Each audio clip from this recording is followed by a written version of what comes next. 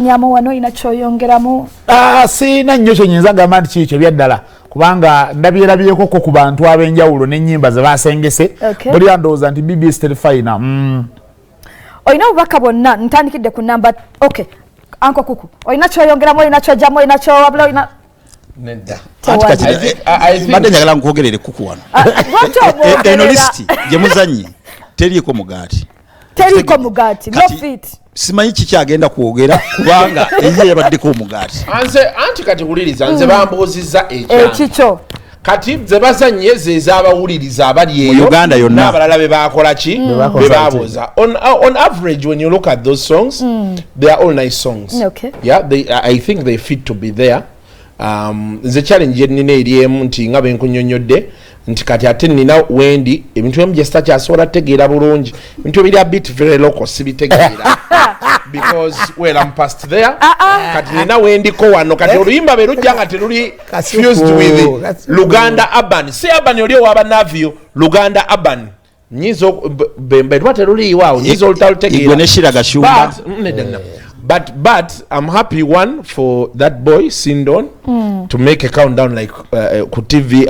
yamanyi nga BBS nejira ku number 5 chinsanyusa yes one of the songs I think that have been big this year lwakwa lwamana ne fading away ate ekyanyume nnyo nti abantu bamwaniriza nnyo kati simanyi oba ina kuddayo ku nkima ye oba kisimanyi olina obubaka bwonna nga sinakuva ku bompera omwana omulenzi oyo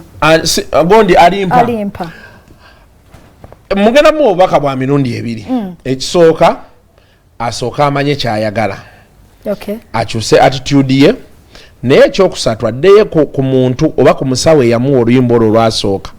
amuddizeeyo kusooka olindeko bino tubirabye okuba artist ab'enjawulo n'akola luno ne lukola n'akola luli ne lugaanamu oba alya utanafuna lwazaako lulinga Sindon naye nga ayina ennyimba endala ze yazzaako nga tezinakola bulungi era ng'abalabayize bibatambulira kati omanyi music ono omulaba you need to even have a likeable character abayimbi bangi weebali kati kiringa nze ondaba wano nze abantu tebanjagala but they like me they don't like me but they like me ngenda bagamba kyembagambye I move Bagamenje Kasuku ye waffe oyagala kunyiga kwe olaba nange wali ompaddeko munno nali nkuwaddeko yeah, but we are here again. So you need to have a likeable character and and he has really played around the part of being likeable.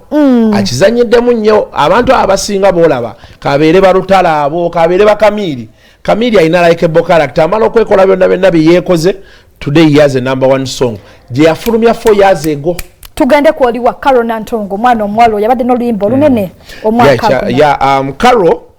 Karo mukwano gwono naye nagamba Karo Nantongo ebintu bya mirundi ebiri ekisooka namugamba Karo ve wa Ketti twakiteesaako naye nemugamba va ewa Ketti kuba Ketti is a rich man entambula ya music Ketti takyagimanyi Ketti atuula batolana ebibeera bivulu atuula n'akoba essimu Owai kati mpushingira tujja kweraba kati fa bamumanyi n'enkola ye ne tukola ata mumanyi bana abaana batandika obutandisi bafuna ki ekyokulala ne mugamba Karo lose weight na losing weight kafika kekati okatunira no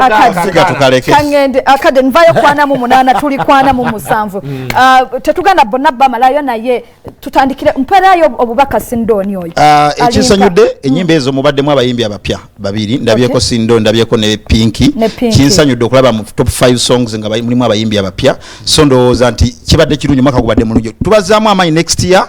bwe muwanga musobola okuzimbira okwo because music abeera bwatu ofuna success ng'omuyimbi ozimbirako buzimbizo okwo toddayo buzzeeri tujja kuddaano tugambe byotayagala kuwulira so mbaagaliza nze kuzimbirako buzimbizi gwe mpeera obubaka Pinky badde njagala kusooka kwalimpa alimpa simanyi oba akyalina management oba takyagina waliwo omwami yatambuzanga ebintu omwami yagenda naye mu budde obwa accident ate yakomawoko naye nze nali nakimanya nga baali bayawukana ate mu ngeri embi ennyo so alimpa ayongere obuteekuumirako bintu bitanyuma kuwulira ku linnya lye ebintu bimubaddeko binnyo kuba ennaku ezitwali mu scenario nga waliwo maama we manya biki kati ebyo nno omuntu ebintu byonna byonna ng'omuntu anoonya kukuwagira nga akuwulira gusooka bw'atandika okukuwulirako ebyo nga gwe alimpa alina oluyimba olumu kibeera kikolimu ku projects endala ezibeera ziddako pinki gwe pinki si gwe muntu yenna mulala nawulira alina asawundinga nga Shiba simanyi oba ekyo abamulimu bakimugamba naye ndoza bagezeko mu brandinga nga ye tusobola omwagala nga pinki asobola okufuuka big okufuuka nga bwali okusinga kubanga ku myaka gye abantu bonna beyeegomba tebaalina kye bali naye yo lwali ku myaka ndoza nga 17 18 nedda sewo myaka 20 bamuzaala naye pink alye ne ku mmere atanefaanana ng'abantu abakulu neyazanye basaba mwebale kujjabibyesirifina omwaka gwaffe mu nnyimba bwe gutyo bwe gutambudde naye nga tetunagenda nagondi ani nampijja ayo kihagaawa